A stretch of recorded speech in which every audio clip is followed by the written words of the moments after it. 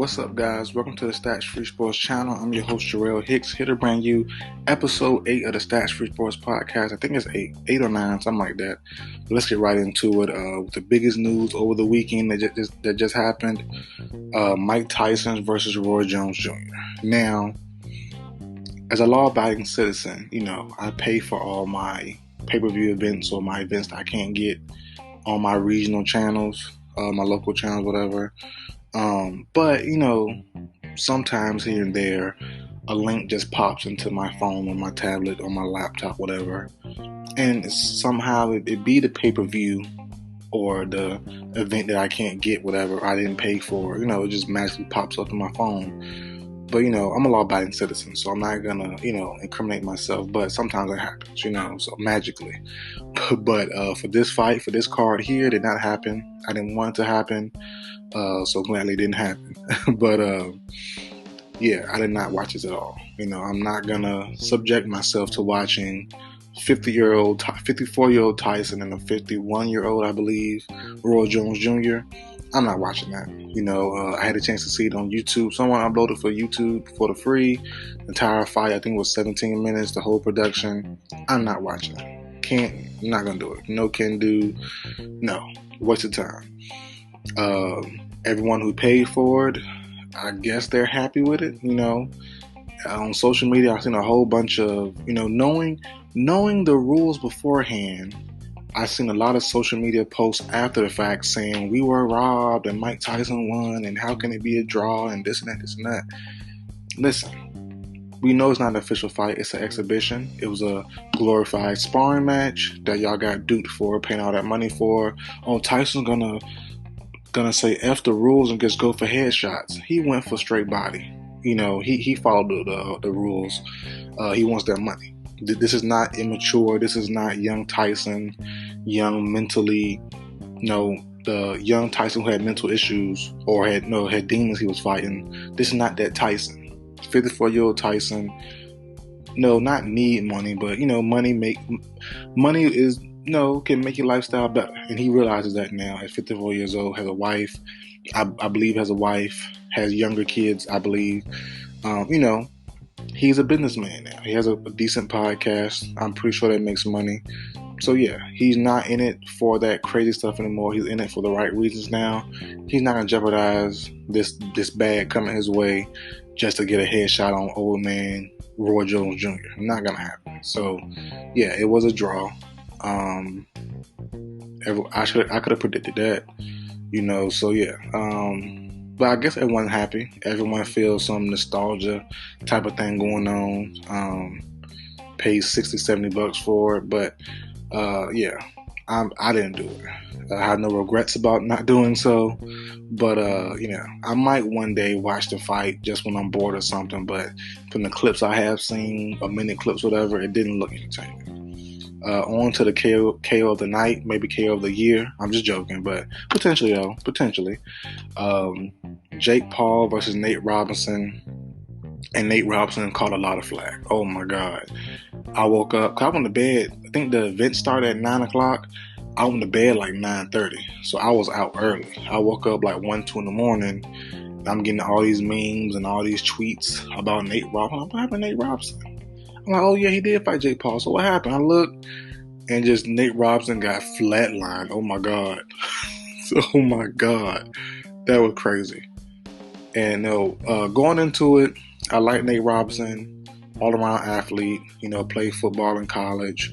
Obviously he was a basketball player, athletic guy. The rumor is he could have went pro in NFL as well if he would have stuck with it. So, you would think that would have translated over. Big, stocky, little guy, though. You thought, he might have some power, some speed to him. But give credit to the Paul brothers, man. Logan Paul, Jake Paul. I'm more of a fan of Logan. I'm new to both guys. I heard the name before. No, I'm a YouTuber myself. But I heard their names before in the past few years. Never watched them, really. Never followed them at all. I just got into Logan Paul's podcast, and I like him a lot. He seems pretty decent. I'm not sure about Jake Paul at all, so yeah, but, the Paul brothers, gotta give them credit. When they set out to do something, they do it well. and that's in boxing. I know Logan Paul did box KSI like once or twice, whatever. I think both were draws, or one was a draw, one was a win for Logan. I don't know. Let me not try to put stuff out there. I don't know. I haven't looked into it. I remember the hype around all that stuff, but whatever. But when they set their mind towards something, they get the job done, and they're pretty good at what they do. Whenever they put their mind to it. So, Jake Paul with the potential, that no lie, like in boxing terms, that's a top 5 knockout of this year, because they haven't really been at that many boxing matches. The only one I can think of is Gervonta versus whoever it was. He did a nasty uppercut to about a month ago. It was one more boxing KO that was real vicious. And other than that, it's Jake Paul and Nate Robinson. So the funny thing is, Jake Paul might have top 5 boxing KO for the entire year of 2020. That's insane. But it's not many fights to pick from boxing. But it doesn't matter. It's not his fault. It's not his fault. He did his job. He went out there, did his thing. Now the jokes on Nate Robinson, I don't like. Even though he was talking mad smack, mad trash, he was representing basketball players all around the world and all that stuff. It didn't work out. I don't think he deserves smack talk for that. I don't think he deserves all the memes and things like that. I don't like that personally. I've never been a guy anyway to comment or post about someone's failures or something like that. Not really. You know what I mean? Especially if I know them and it's public.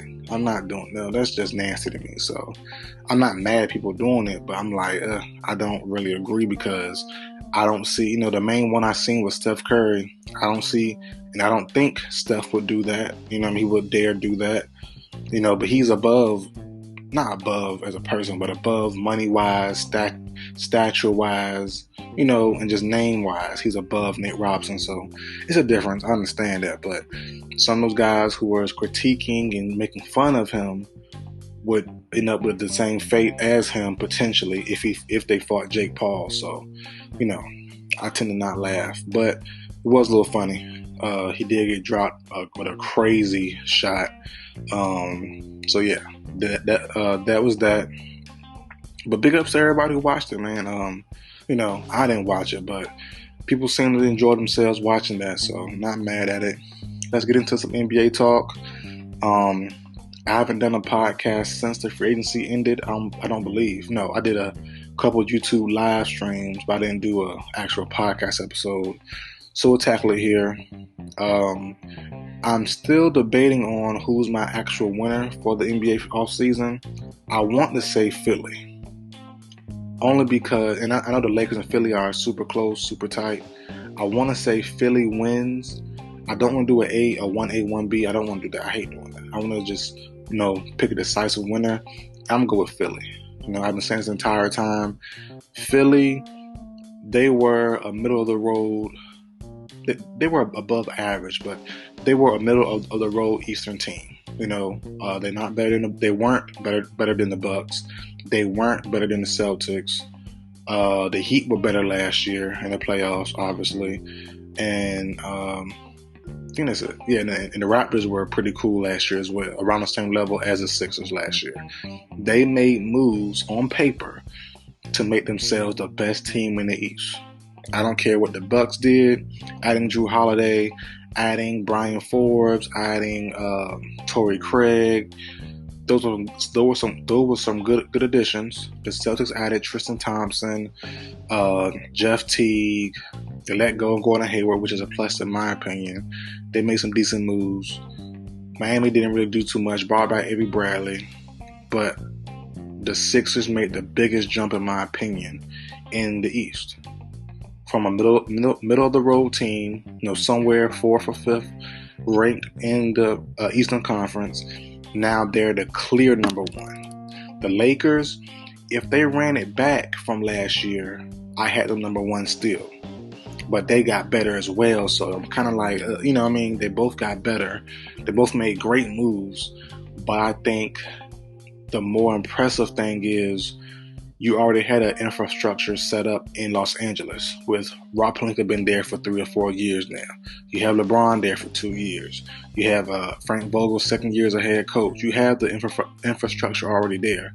The Sixers, new head coach, new GM, new team president still brand, but a new GM in Daryl Morey.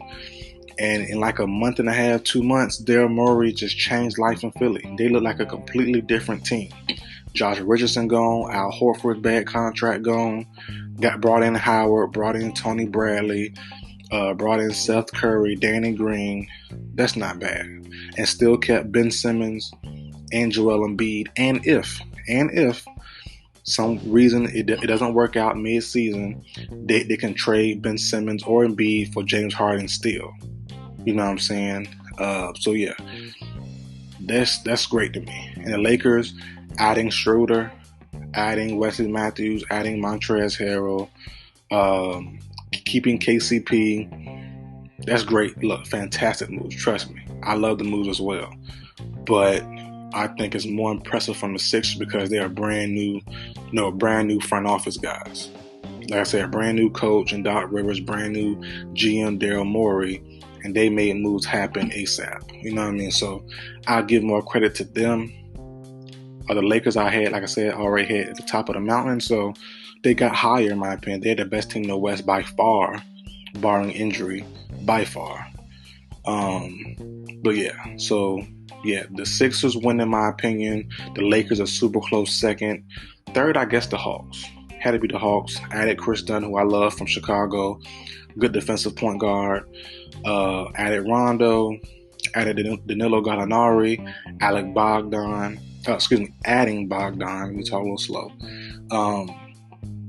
Great moves.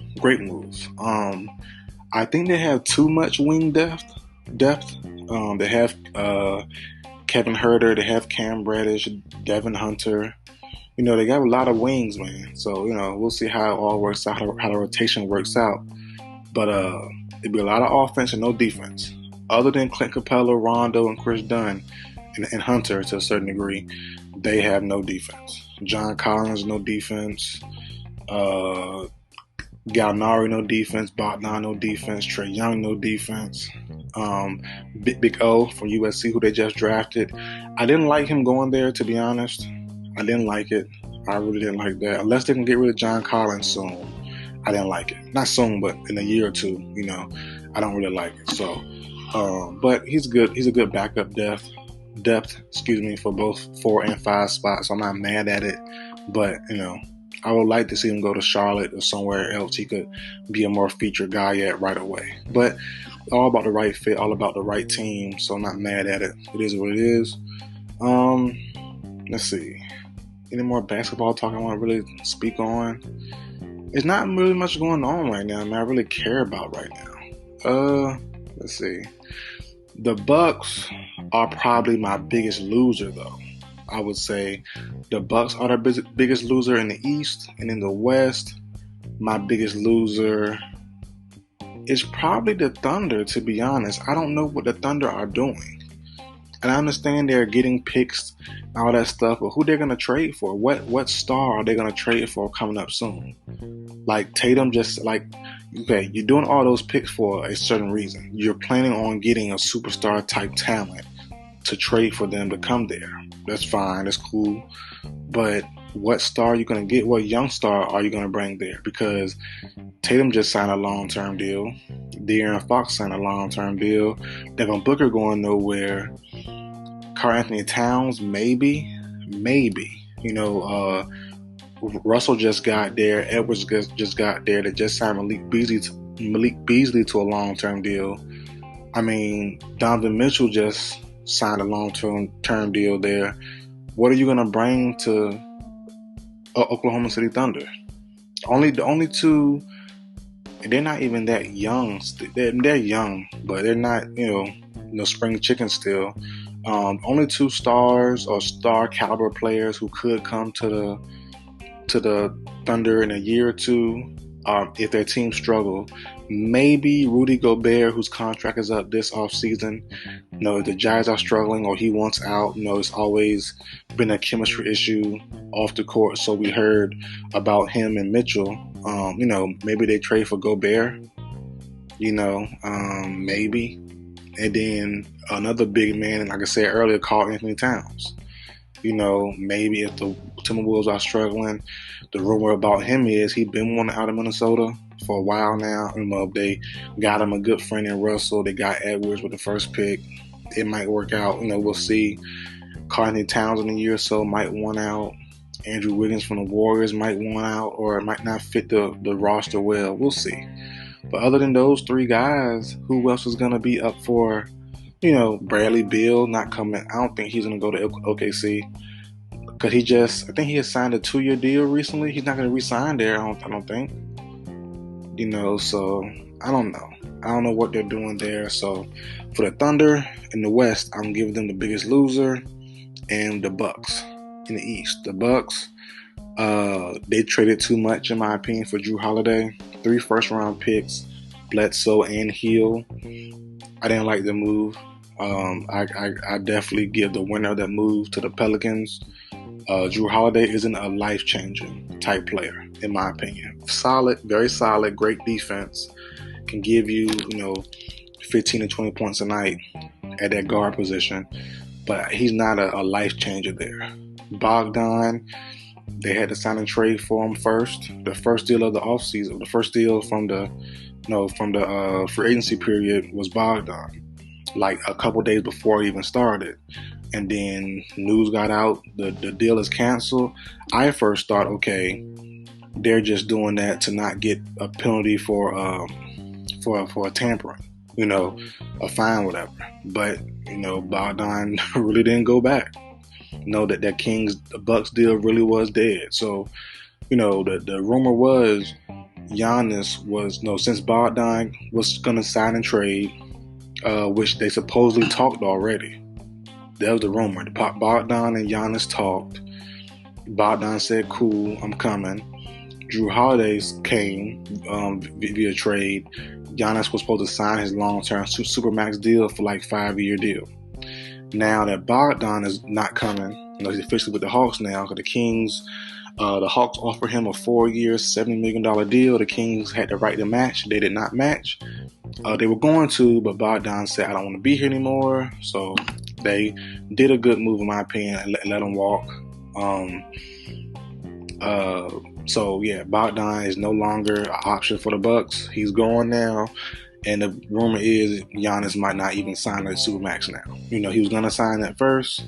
Now Bogdan's not coming. He's not signing. So by all that example, for that explanation, that's why the Bucks are the biggest loser, in my opinion. Giannis will be a free agent in 2 years. I think he's leaving. I just think Giannis will realize, the same as LeBron realized, the same as other guys realize, you have to team up with somebody. Chris Middleton isn't enough. I like him. I'm sure he likes him. Big. He's a big guard. 6'11", 6'10", like 6'9", 6'10", can shoot the ball like crazy. Solid defense, long arms, good rebound. He's a very good player. Very good player. But Giannis needs more.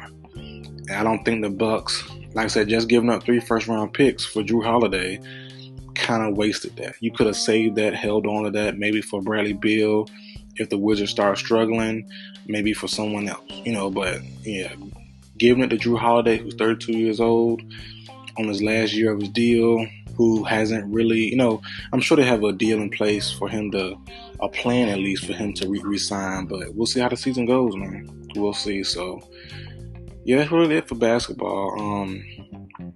I've been watching a lot of college basketball lately. Brandon Boston Jr. looks impressive out of Kentucky. Zaire Williamson at Stanford, I'm ready to see him play.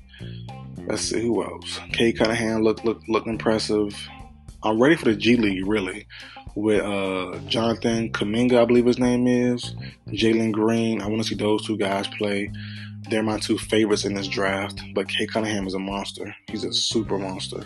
I like him a lot. So I'll probably, once the G League, I believe the G League scrimmages this upcoming week or next week, the second week or first week of December. I think they're scrimmaging live on TV. I'm going to watch that for sure. And I'll probably come back with a real early mock draft for the NBA draft. But that's really it for basketball talk, man. Not too much going on all season, real slow. Anthony Davis didn't sign yet. The rumor, I keep saying rumors, the rumor on Twitter is he's waiting to sign to see if Giannis signs Supermax. And I think the deadline for Giannis's Supermax deal from the Bucks for him to sign, I believe the deadline is sometime this week. So if Giannis doesn't sign it, they say AD will take a short-term deal, or a one-year deal, because Giannis will be free agent next year, or a 2-year deal, whatever, with an option, and he'll opt out, so they have enough room to sign Giannis and AD in another year and a half. So that's not bad. Or if Giannis does sign a Supermax deal, which would be surprising, Ant Davis will do a long-term deal, supposedly with the Lakers for a 4 or 5 year deal. So smart move. And look, Rich Paul with Clutch Sports, I don't care what they say about him, about LeBron, the real agent. It doesn't matter. That man is a powerhouse. And it's nothing wrong with it's nothing wrong with having a powerful best friend in the LeBron James. If he is a real agent, I mean, you're getting money from it. I believe he went to, he did all the work. He went to college, things like that. He's a smart guy. He might not went to college, actually, but whatever he did, LeBron, with the help of his own self, having his own drive and dreams and ambition, put himself there ahead of Clutch Sports, and he's the best agent by far right now. By far. And he has a lot of top talent. They're all getting paid. They're all getting what they want. Like, he's winning right now. And if people say, because LeBron James, it doesn't matter. It doesn't matter. And that's what the difference between a lot of people and LeBron James. LeBron James put his people up to win. You know what I'm saying? Whether it be family, whether it be friends, whether it be other people. LeBron has put people up to win, and we've seen that in the public eye. Other players haven't. Man. So big ups to Rich Paul. Big ups to LeBron James. I'm not hating at all. I love it. Dominate. There's other ways to be the best at things. You know what I mean? You don't have to go the official route, not official route. I mean, always the legal route, not always the official ordained, the old and faithful route. You can do new things and become successful the same way as other guys do. You know what I mean? So, yeah, I'm not mad at it at all. I'm trying to think, should I do an NFL topics today? I just did an NFL only live stream last night, so it's kind of like, should I do it again, or should I just refer you to go there? But I'll run it down, a quick rundown of what I did last night. It was a 35-minute live stream on YouTube, an NFL only live stream. Basically, spoke about a lot of stuff, man. MVP race right now, my leaderboard 1, 2, and 3 in this order. What I say? I forgot.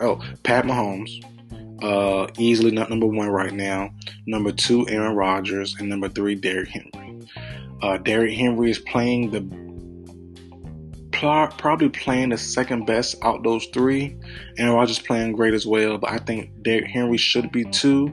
But via the position, the quarterback is more important. I think that pushes Henry down to 3. So yeah, that's my MVP leaderboard right now. 1, forgot who was already. Pat Mahomes. 2, Aaron Rodgers. 3, Derrick Henry. I also was disappointed heavily in the Arizona Cardinals. I like them a lot. I'm a believer in Kyler Murray. He got DeAndre Hopkins in the offseason. We all know that crazy trade that the Bills, Bill O'Brien for the Texans did, former head coach. I thought they would be a match made in heaven. They're a pretty good match. They're not, Kyler potentially being a little banged up, a little injured with his shoulder. I believe his throwing shoulder as well. He didn't have a good last 2 games. Lost to the Seahawks. Lost to the Who he played yesterday? Lost to the... I can't remember who played. I forgot who he played yesterday. But yeah, they lost that game. The Patriots. To the Patriots. Lost to the Cam Newton and the Patriots. I'm kind of disappointed because I had this team potentially being unstoppable with Murray and Hopkins to start the season hot. And they had their down spurts ever since then. They're a little hot and cold sometimes. And yesterday was super cold. Hopkins met his match again in Stephon Gilmore, who continues to lock Hopkins up for the most part, single coverage by himself. As I said, other than 2 or 3 penalties called against Gilmore in the late third, for the early fourth quarter, Gilmore locked Hopkins up with no problem. No problem, man. Gilmore always give Hopkins fits. I understand that, but, they should have found a way to beat the Patriots, who had Cam Newton at quarterback, who I'm never a believer in. As I said yesterday, I don't know if it's controversial or not, but I don't believe Cam Newton is an NFL caliber quarterback these days. I don't see it. I really don't see it, man. So, I'm just saying. I would love to see Jarrett Stidham there. I would love for them to have gotten Josh Rosen in free agency, pick them up, and potentially had him sit behind those guys until he was ready to get some playing time. But yeah, I'm not a big fan of Cam Newton at all. The quarterback position is all about throwing the ball, and Cam has not progressed over his 8-9 year career. He hasn't got better, and big up to Lamar Jackson, the Baltimore Ravens. He's gotten better, but he needs to get even more better. He needs to get like double the times better than he got last time. Jackson took 3 steps forward. He needs to take about 6 more steps forward to have the Ravens in legit competition for the Super Bowl. I thought, and we all thought, for the most part, they were real contenders for the title. They're not. They're the number 1 pretenders in the entire NFL. The Ravens are solid. They're built to win. All that good stuff. That the defense is going through struggles right now, but Lamar is the key piece, and also more weapons. They need more weapons. They need a big wide receiver, a big boy who can create space, make jump ball catches. That's what Dez is for. I don't think Dez has that in him that much anymore these days. But, to complement Marquise Brown and Willie Snead and those tight ends, they need a big receiver. 6'3" and up, 6'4" and up, 6'5" and up, something like that. I'm looking at the guy from Miami. I believe Kyle Pitts. They need him. They need a Jamar Chase. They need a big guy, that can create his own space. A bigger guy in general, because Willie Snead is like a not 6'3", 6'4", but he can be 6'1", 6'2", like a Jamar Chase, like a like a guy or one of the USC receivers. I've got his name. Aquarius St. Brown, something like that, whatever his name is, from USC. He's pretty solid. They need someone with some size, because Willie Snead is a speedster, really, only. Marquise Brown, Antonio Brown's cousin, talented, but he's like, 5'8", 5'9", speedster. He can go inside here and there, but he need a big guy who can, demand the ball inside and still make plays on the outside and things like that. So I'm thinking of a receiver like Jamar Chase, but they would have to probably go up and get him though. Trying to think of some more bigger guys. I don't know, but definitely the tight end out of Miami. I believe his name is Kyle Pitts. He's a stud. Not Miami. He's a Florida Gator. Yeah, Florida Gator. Kyle Pitts, tight end. He's a stud and can play the outside. He can play legit wide receiver at like 6'3", 6'4". So I think they need him, really, to be honest. But as of right now, they're a pretender. They're not a real title contending team. Let's see. This is really it for the podcast, man. Not much really to talk about. I covered the boxing match, covered a little NFL talk and NBA talk. That's really it. No UFC news this week, to be honest. Nothing really to report on or discuss right now. So I might be back this week with episode 9 or whatever episode comes next. I might do two episodes this week, so stay tuned. Don't forget to like, share, comment, subscribe my YouTube channel. Follow Stat Street Sports everywhere on all social media platforms. And I'll see you guys next time.